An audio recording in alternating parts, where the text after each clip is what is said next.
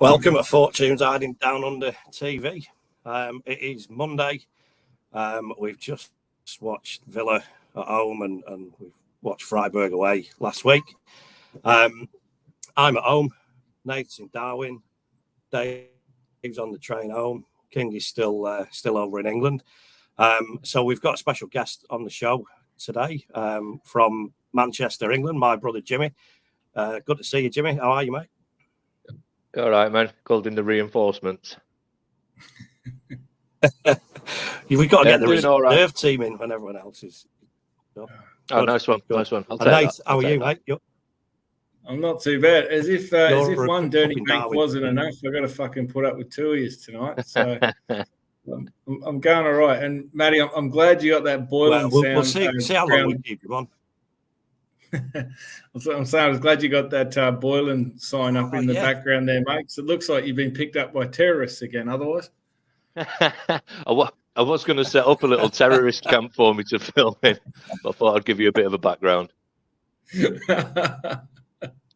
to see you both. Good to see you both. We're normally in the pub. Yeah. We're normally in the pub at this time on a Monday, so I'm banished to the bedroom because the little kid's still running out there causing chaos. So this is the safest place for it. Look, we haven't given any heads up about this show, so we're not expecting the usual numbers that we get on a Thursday to watch it live. But if you are watching and you've got comments or want to join in the chat, feel free. Don't forget to like and subscribe the channel. So look, we'll get into it. There's been two games since we last came on. Obviously, Freiburg on Thursday night, Friday morning, and then the Villa game yesterday. Jimmy, what did you watch? Either of the games or both the games? So I think I did it the best way of doing it. I watched the Freiburg game and I just checked the result of the Villa game. So beforehand, if you'd have said 1-1. That would have been sound, but then when you see the highlights and you read about the game, it's a bit of a different story. But I find a lot of the time, if you just check the results this season instead of actually watch it, it's much better than actually watching the football, because the results have a lot of the time have been all right. But Freiburg, what a night that was! Yeah. You could probably work for fucking Sky Sports like that, though, Jimmy. Yeah, probably. That's all they seem to do. But yeah, Freiburg was fucking brilliant, wasn't it? Really good. Apart from the kickoff time for us. It was. What time was the kickoff for you? And I'll be honest, 3:45 a.m. Oh. Yeah. It wasn't ideal. But look, we'll start with Freiburg. Look, it was as good a performance as I can remember for a long time. And it really it fucking shows what we can do if we just go out there, backs to the wall. And we've said this about Moyes in the past. When he hasn't got a choice, when he has to get a result, we normally go out there and attack teams. I think even I was a bit surprised about how good we were on Friday. It was, because Freiburg, everyone says that Freiburg they're not a strong team, but they're not a shit team by any stretch of the imagination. They just gave Leverkusen a decent game yesterday, didn't they? I think it was only 3-2. Yeah, 3-2. They got beat. They had a 2-2 draw at Bayern not too long ago as well. But it was just great, wasn't it? It was so fucking enjoyable. It just kept getting better and better, didn't it? Yeah. And it goes to show that, we haven't really played too many games under that sort of guise of just, go out there, press high up the pitch, win the ball, and then, try and put their defenders under pressure and shoot at goal, right? But every time we've done it, we've scored within 5 or 10 minutes, which was exactly what Paqueta did. And it changes the complexity of a game, right? And I think we saw Freiburg even in the first game, they didn't really want to come at us, but then we didn't really want to go at them. And then it's just sort of like it was that, bit of a Dutch dance, so to speak, where you go first, and will you go first, and then And every time we try and play like that, that's exactly what happens. So it was pleasing to see. But the second half, fucking hell, it was electric, wasn't it? And great to see Kudus get a couple of absolutely stunning goals. Both of them were well executed. And I've seen people ask, like, what do you reckon? Would that be the best goal you've seen at the London Stadium? I don't know what your boys' thoughts are, but I still love the Payet goal for me. Oh, look, I agree. I don't think it was as good as that. When you look at, sometimes it's harder to run in a straight line and sort of weave in and around people. But that Payet goal was just fucking ridiculous because he got it ran down the side, didn't he? And then he cut across the entire fucking defence, like just taking a piss, and then slotted it back past where he'd just come from. So I don't think it was as good as that, and I personally don't think it was as good as Andy Carroll's overhead kick. That's good. That was brilliant. That was it's up there, isn't it? It's good when you can argue about great goals we've scored. And it did just keep getting better. Like when the third went in, who got the third? Was that Cresswell? Was it Cresswell? Was it Kudus, Cresswell, Kudus? The last three? No. Did Kudus get the brace? No, Bowen got the second. Cresswell got the third. Yeah. So the game was done at 3-0. The tie was done, and it was just pleasing to see us keep going. And it just from that celebration as well. Yeah, they were some classic photos from that celebration.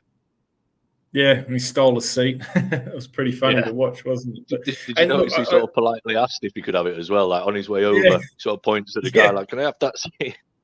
Always a gentleman. It was quite funny, wasn't it? And I think we've probably spoke about him a bit in the last couple of weeks, so it's good to see him get a couple of goals for all of his efforts. That his effort hasn't dropped. The little finishing touch, really, hasn't he? So it was good to see him bang a couple in. So it was. I think his work rate is fucking phenomenal. A lot of the time, you get players like that who are obviously really good on the ball. They want to be the fucking star of the team, but they've got shit attitude or they're fucking luxury. Whereas he's the complete opposite. Like you'd put him in the team on fucking work rate alone, even if he didn't have the talent that he's got. So it's good. It was just really good to see him. Everyone buzzing. Antonio was absolutely immense. Yeah, I was going to mention Antonio. He was brilliant. He was, and we all said at the start of the season after a few games, you've got to take him out of the team because of the way that he was playing. But we all said as well that he's the kind of guy that needs spells out of the team. He needs a rest. He needs to come back in, whether it's a physicality thing, whether it's a mental thing with him. But he came back for the game before, didn't he? The Burnley game, I think. Or I think he was back. He was back before that as well. But he had a couple of runs off the bench. Yeah, couple of warm-up games. But that first half, especially, he's fucking unplayable when he's like that. There is nobody better than him at doing that. What he does. There was a time in the first half he flicked a header on, and then he beat the fullback for pace. Absolutely fucking roasted him. And you're like, this kid looks like he's 18. I don't think anyone's ever doubted his strength and pace. Like if he's got the ball in front of him and a defender that's trying to muscle him along the way, like fucking good luck, right? He's just going to make mincemeat out of you. But when he's got decisions to make and he's got time to make them, he's fucking deplorable. But for all of his bad, that was definitely the positive side of Antonio was on display on Thursday night. Yeah, and someone on the show saying earlier in the season, it's not his fault that he's not brilliant. Like he does what he can do. It's not his fault. He's a bit shit.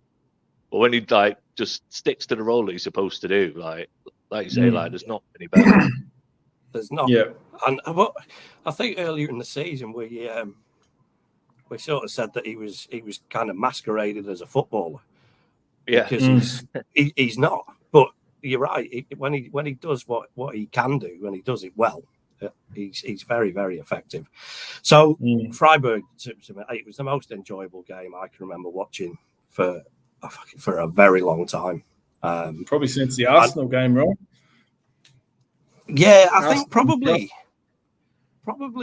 more so than the Arsenal game. I think because of the real possibility that we were going to get knocked out, or we could get knocked out. Yeah. And again, it just goes to show what we are actually capable when the shackles are let off. And then we've ended up with a pretty difficult draw, Leverkusen, which will be tough. The fucking Scousers have ended up with the easy side of the draw as usual. I think that's the draw that we wanted. Benfica, Marseille, and the other one. I can't even remember who it is, but it was the easier side for sure. Benfica, Atalanta, Milan, and Roma. Roma's in there as well. Roma on our side. We play. That's our side, isn't it? Roma, Milan. Yeah, so there's Benfica, Atalanta, Liverpool, Marseille. And who's the last one? Marseille, yeah, sorry. Yeah. So what? Giving us much of a chance against Leverkusen. Well, that's what I was just going to ask then. I think we do. The German league is not great. I know that there's some decent teams in it. And Leverkusen like Scotland, isn't it? It's probably marginally better than Scotland. But look, I think we've got a decent chance. I think we could beat them at home. And you actually probably do want a David Moyes type performance over there, and fucking play for a draw. And there's nothing wrong with what he does. He's just that he does it all the fucking time. Yeah, I think we've got a chance. I said to my missus when the draw was being made, if we get Milan, I'm going to book some flights and go over. And I think that's probably still the one that would tempt me to go over and spend the money. I was hoping for Benfica. My missus is a Benfica fan, and her mum's got a gaff in Lisbon, so I was hoping for that. I never even thought of that. We could have all gone there and had a freebie. So we can't play Benfica now, can we? Even if it's the final. Only in the final, right? Yeah. Shit. Yeah, I didn't even think of that. What do you reckon, Nate? Do you reckon we can beat them? Yeah, look, I mean, it doesn't look good on paper when they're undefeated. Like even their game on Friday morning or Thursday night, I think they were down 4-2 on aggregate with about 10 minutes left to play, and they banged 3 in to win the overall. Like I can't remember the name of the side they played. It was against Carrierbag.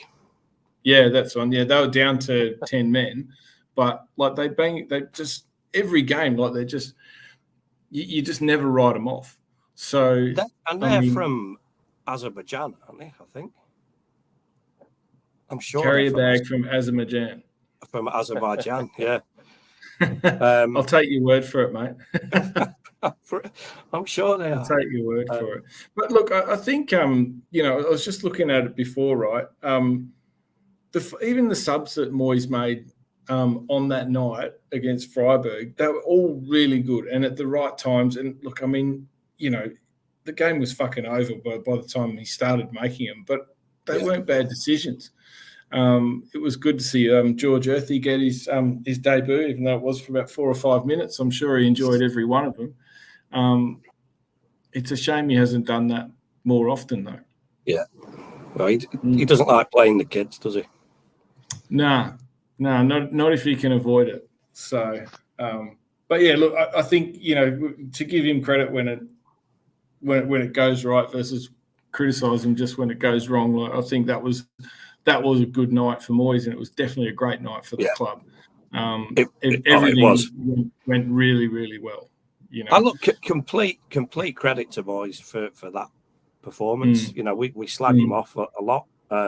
Yeah, you know, and I would argue that he did what he had to do because of where we were in the tie, but everything worked. He set the team up well. The subs were good, and it was really, really good. But it's funny, right, though, when, like, you know, the real difference there, right, is two out and out wingers and a fucking central 10 that knows how to bring other players into the game, right? But that's the major changes that he made there. Paqueta in the middle, like, it just baffles me, like, how he thinks he can just, you know, park him out on the wing and think that everything's going to be all right. Like, he makes things happen, but it's just that, like, what are you losing from him being out there, right? Yeah. So that was Freiburg. Obviously, really good. We'll have a chat about the Villa game. But Jimmy, before we do, what are your thoughts on our mercurial manager, Mr. Moyes? Old fan of pubes.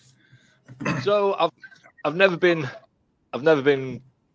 Moyes out, like, at any point, because I do feel like we need to remember, like, we're West Ham, like, we're not supposed to be good. Like, we're supposed to get dick teased every few seasons and then battle relegation the next season.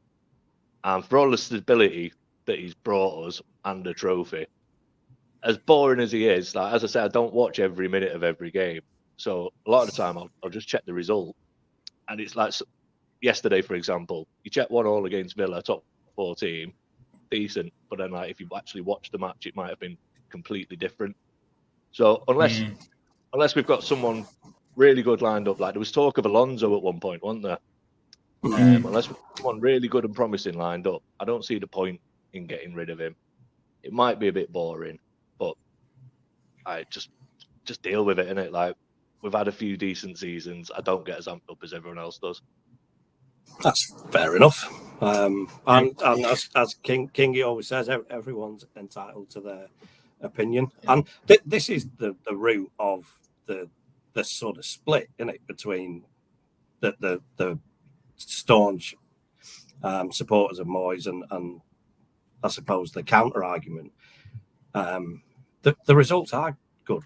The league positions are good. The trophy was obviously fucking brilliant. And it's interesting. Even after this game this morning, reading a few of the reviews and listening to people talking about it, two completely different ways that you can look at the same game. It's quite fucking remarkable. So look, we'll get into it because there was a few bits to talk about in that game this morning. And look, first of all, you know, you look at the result. You know, you're playing Villa. It was a decent enough game, I think, and you get a point out of it. A lot of people will look at that and say, well, that's a good result. It's a point gained. What do you think, Nate? I think, you know, a bit like Jimmy said, you know, like if I missed the game completely and it was 1-1, I would go, that's good. Like, in our predictions, I thought we were going to lose that game. But, you know, getting up, watching it all, I thought, you know, look, we started really, really well again. Like, so we sort of picked up where we left off from the Freiburg game, which was pleasing. Again, with Paqueta in the middle, you know, Antonio Curtis-Bowen up front. The way they executed the press was really, really good. Like, they put Martinez under so much pressure.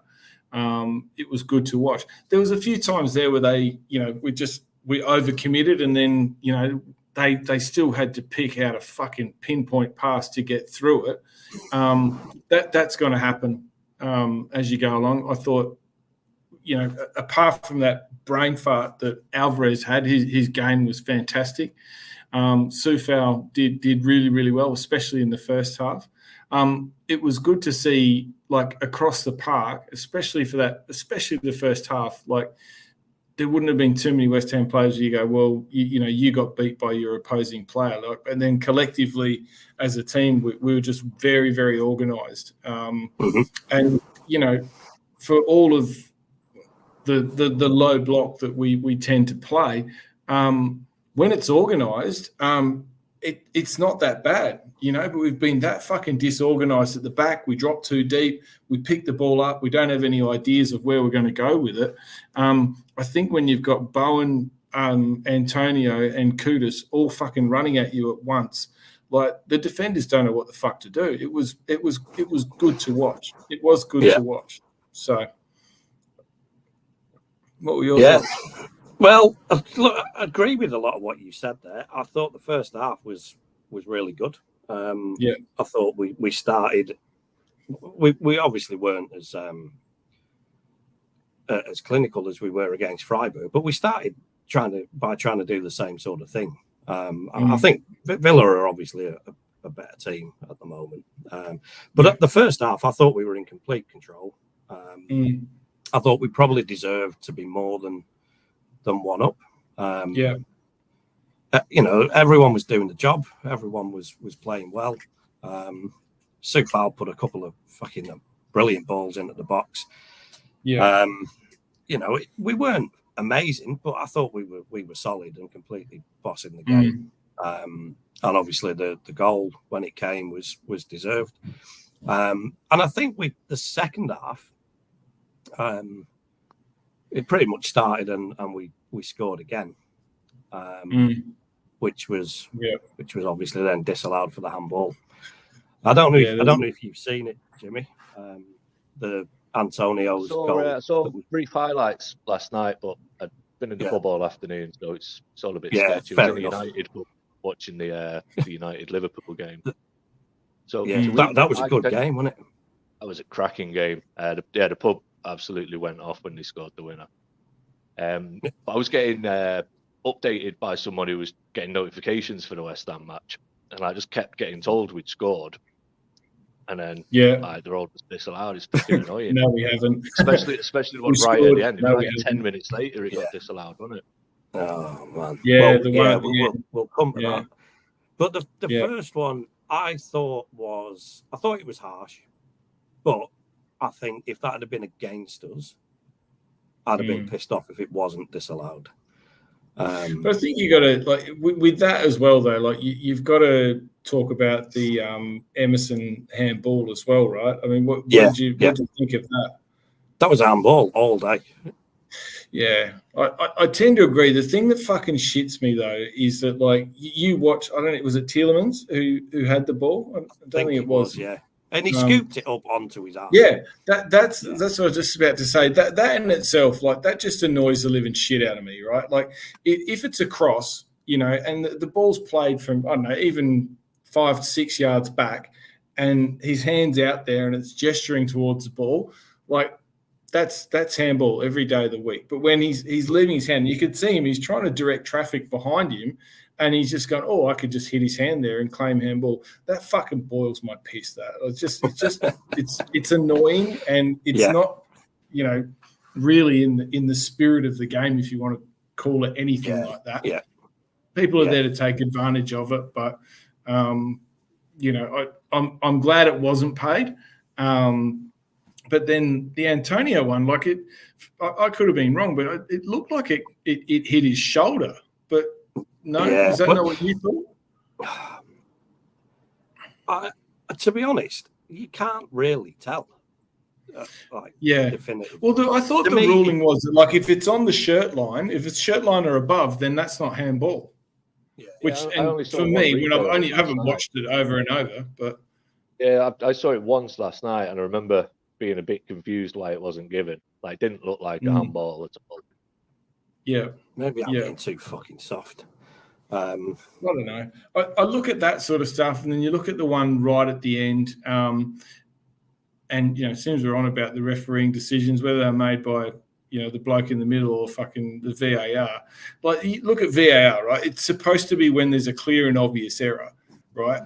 And if it's got to take you 15 minutes to decide, and if they're looking at every single piece of footage that we saw, I don't know how the fuck they found anything that was clear and obvious inside of all of that, because I was just too confused. The referee, especially the last one, he's given it a goal.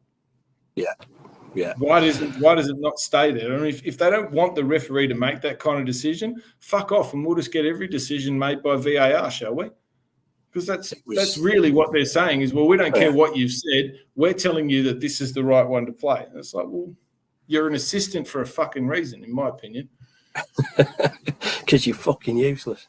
Get your flag and fucking. I mean, I've probably watched. Well, they showed so many fucking replays of the disallowed goal at the end that I must have seen it 30 times, and that there's absolutely no way that you can definitively prove that it hit his arm because the fucking post's in the way. So, exactly. I'll be honest and say it couldn't. I don't think it could have done anything other than hit his arm and gone in. But you can't see that. So, no. What do? You're making a decision based on pure fucking speculation. But that's where you say, right, that if the referee on field at the time has gone, nah, that hit his hand, that's when you go, all right, well, that's his call. There's no clear and obvious way to overturn that. Fair enough. But he called it a goal. Yeah, that's where I sit there and just go, well, what the fuck's he doing there? If you're going to override his decision and you don't have the clear actual evidence that it's happened, I think that's fucked.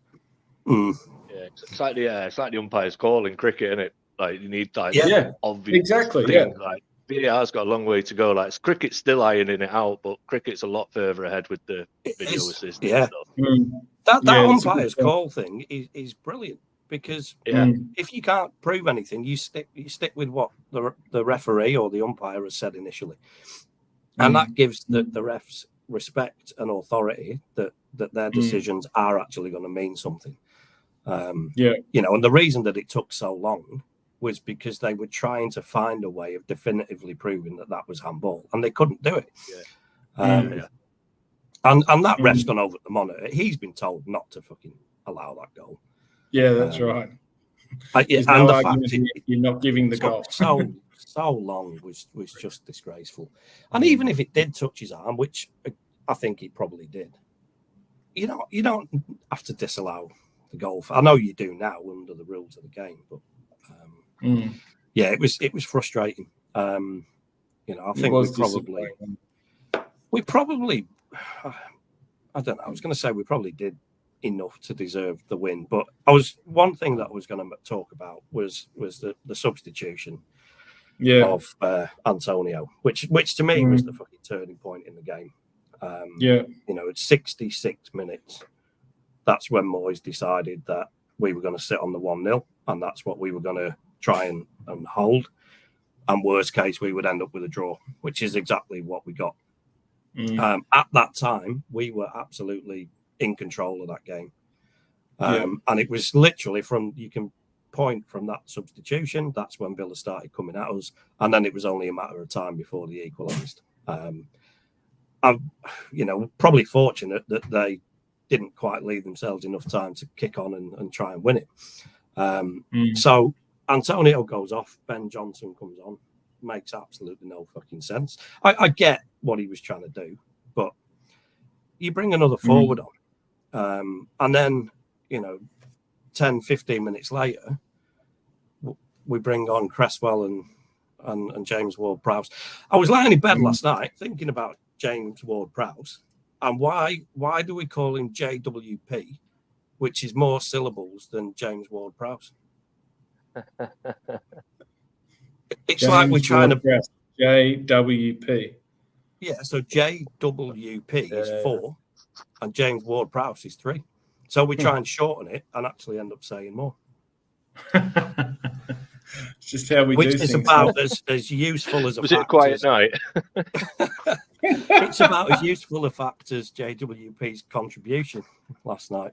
Yeah, he's been a bit dog shit recently, hasn't he? Yeah, I've been saying it for a long time. He's overworked. Yeah, I don't think he's shit. I don't think he's having the best of times. He's not in form. He's been played all over the place.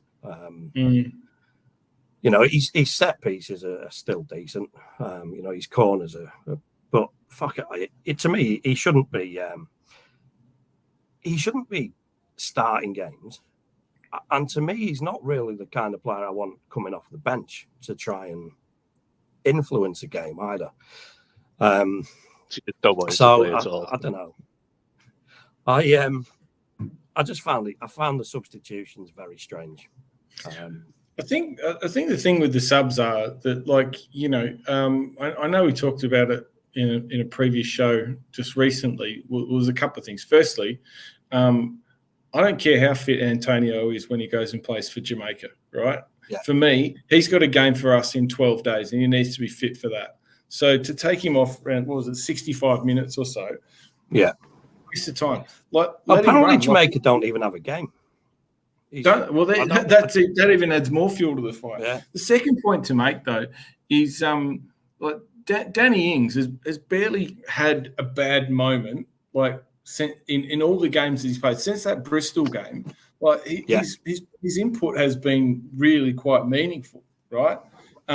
Scored against Burnley, and nearly had a double.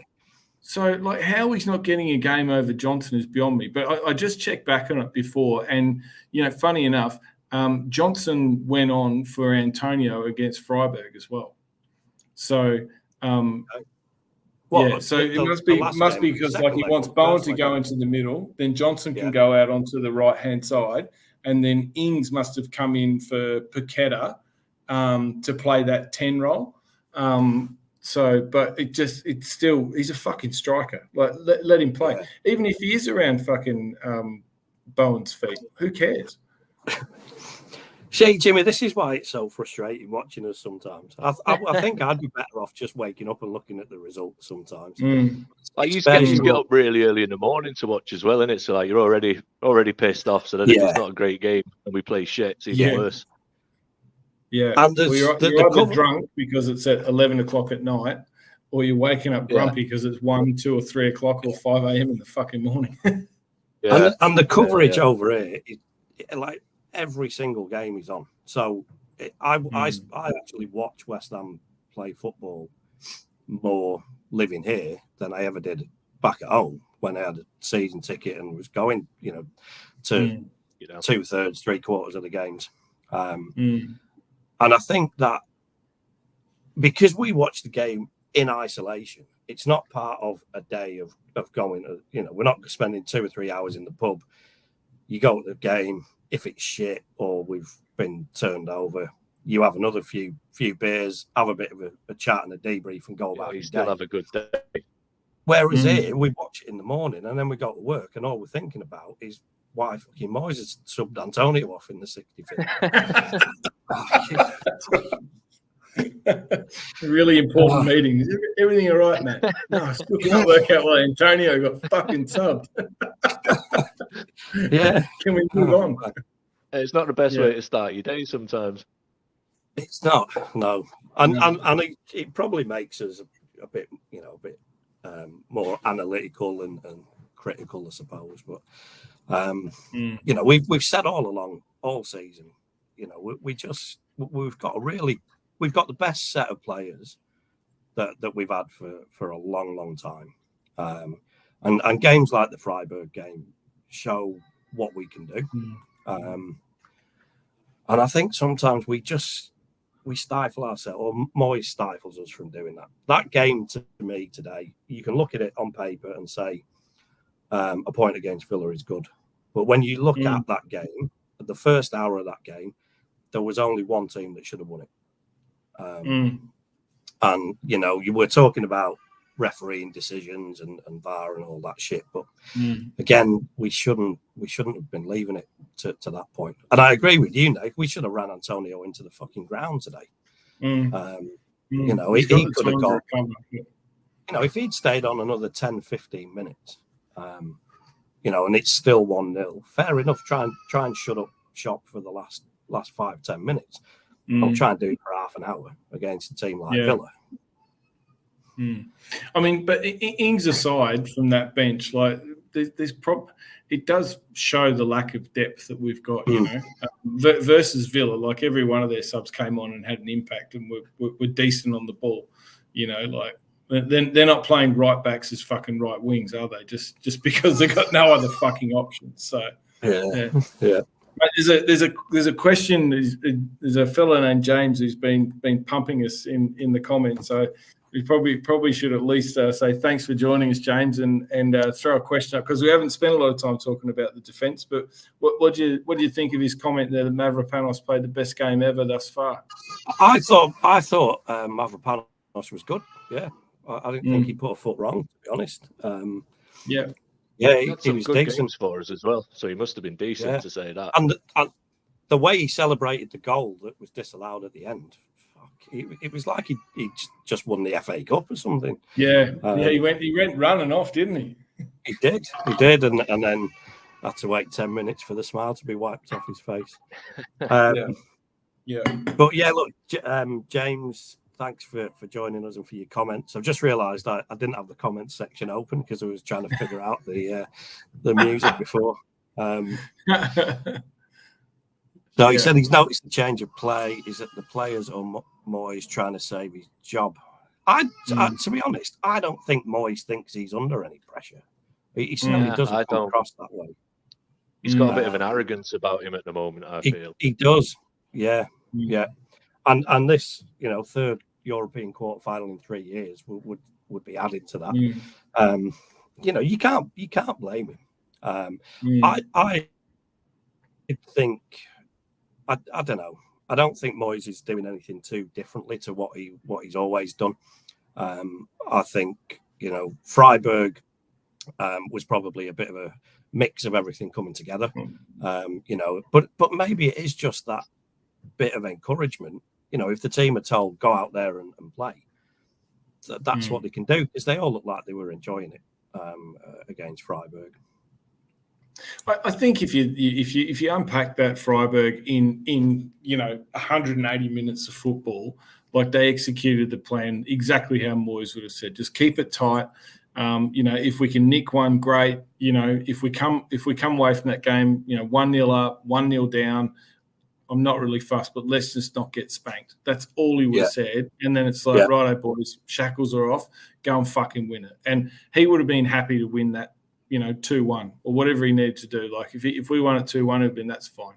But to go out, 5-0, four goals to the good over the course of the 2 legs, it was brilliant. Yeah. There's a comment here from Kingy's tuk-tuk driver, Nicoman Riani. So I don't think this is an overly positive comment that he's written, but I agree with him. 13 shots at each, 31% possession. Taking a striker off for a right back, Emerson off for Cresswell, Paquetá off for JWP. Disgraceful. No Thursday or Sunday game. Why bring them off? Oh, look, I understand the Emerson one. Like, he was. I reckon he was probably, if we didn't have a game this week, he wouldn't have. Of course, no one would have played, but he would have benefited from the extra rest. So I understand that. And Cresswell was, like, to give him credit, he was pretty good against Freiburg, I thought. He was. Yeah, he was good. Yeah, I'm happy to see Cresswell back in the team. At least I'm getting a few minutes. Got a lot of time for Cresswell. He's good, isn't he? Everyone loves him. He's just he's just an old man now, and he's quite. I think he's quite shattered after, especially what happened, in the Europa League a couple of years ago. Like, to get that red card, that I reckon that's probably knocked him around a little bit. And he was aging then, right? So, but it was good to see him get the goal against Freiburg. Yeah, it was. It was send off for him. And a comment from James confirming what we were talking about earlier. The team are called Carrier Bag from Azerbaijan. And they're not from Asia. Nah. Oh, man. So hang out with tuk-tuks. Yeah. So, look, I've got to go and play tennis in a bit. Because I've been sat at my desk all day today, so I'm looking forward to getting out, stretching my legs a bit. We've got a week or two off now, haven't we? And then we've got next game's against Newcastle on the 30th, which will be tough. Yeah, it could go out of the way. That Newcastle are very hit and miss. They are, yeah, they are actually. Mm. And they've just gone out the cup, haven't they? Didn't they get beaten in the cup? Just lost to City. Yeah, right. Which you'd expect, but they're not. They're not consistent. They're not who they think, who everyone thinks they are based off of what their performance they put in last year was fantastic. I don't think anyone can deny that. Champions League was probably a little bit further ahead of where they thought when they would get it. But this year's been a tough one for them. But they're out of all the cups now. They've got no Europe to worry about. All they've got to do is focus on their league position. And where are they now? They're sitting in 10th on 40 points. So, they can do some. Yeah. Wow. Yeah, 10th on 40 points. So, and we're on 44 in 7th. So. I reckon that they'd think that there's every opportunity that they can push on up the table. And they know that, like, to get there, they've got to take points off of teams like us, Wolves, United, Brighton, all the ones that are around them. So they'll be setting themselves for it. So, but look, I think with the performance we put in against Villa, I think we're kind of doing the same. And so we've got the rest now as well. The unfortunate part is that Alvarez is out for those 2 games now. So he is, and he's out of the quarterfinal first leg as well. Isn't he is, yeah. That's right. I forgot about that. Shit. So with that 2-game suspension, is that for 10 yellow cards? Yeah, Must be, mustn't it? Fuck, he loves a yellow card, doesn't he? Oh, it's just that. Oh fuck! It's just frustrating. Like you kind of. I understand, but at the same time, you just go, mate, you've got to be better. You've got to be better. Like, we got. Pankatara have got a little deal going, haven't they? Yeah, they must have. They must have. Few side bets here and there. So yeah. Now look, we'll wrap it up in a minute. I'll see there's a few more jumped on and watching, so appreciate it. We'll probably. The next show will be a week on Thursday, I reckon, which will be preview for the Newcastle game. Yeah. Although, I mean, when's Kingy come back? Is he back tomorrow? Or I'm not sure. He leaves. I think he leaves tomorrow, so I don't think he'll be in any fit state to do a show on Thursday. So yeah, you could be right. Could be live and interactive next Thursday before the Newcastle game. So yeah. And Jimmy, thank you very much for joining us, mate. Good. Thanks, Jimmy. Nice one. Good to have a different perspective. So it is. Yeah. It is, and you can go back to bed now. Are you working today? No. Last day off. Right. Yeah. Straight back to bed. Nice one. All right. Nice. Well, thank you, everyone. Thanks for everyone for watching. Don't forget to like and subscribe to us. Please. And one thing left to say, everyone. Go on, you Irons. Come on, you Irons. Come on, you Irons.